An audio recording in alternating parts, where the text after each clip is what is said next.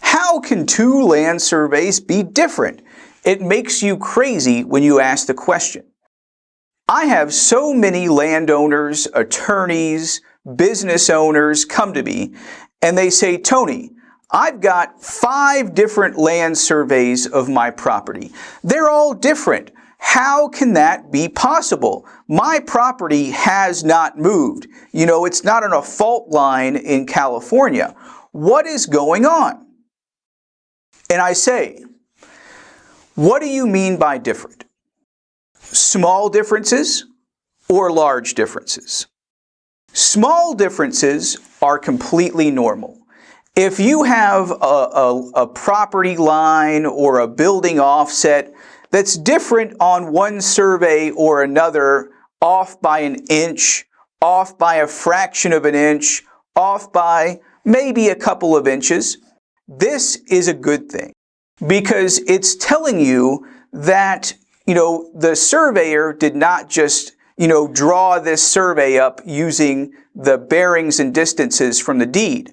No, he went to the field, he measured it, and all surveying equipment is going to produce a little bit of a different result. And depending on the required accuracy of your survey, that is completely fine. If you're off by a little bit in different surveys, completely normal. But what happens when a survey is off by a lot? I recently reviewed some surveys in Houston, Texas of a parcel, and the boundaries where this is a 250 foot long parcel, and I looked at several surveys, maybe 4 or 5, and 2 of the surveyors came to one conclusion, 3 of the surveyors came to another, and the difference was 45 feet. 45 feet in a 200-foot line, that is a huge difference. So how can surveyors be off by 45 feet? What are you paying for? So, what causes these crazy differences? Let me tell you. The first one is that the land survey was not conducted to standard practice.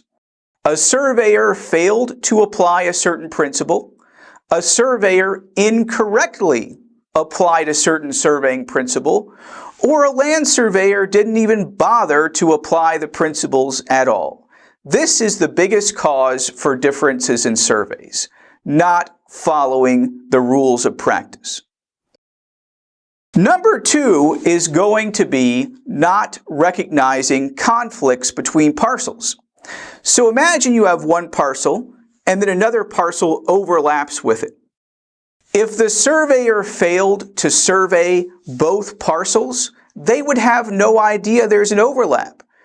Surveyor 1 surveys the south property, gives him his full area. Surveyor number 2 surveys the north property, gives him the full area. But neither surveyor realizes there's an overlap. Now, I guess that's back to principle 1, because any good surveyor is going to survey the neighboring parcels as well as his own.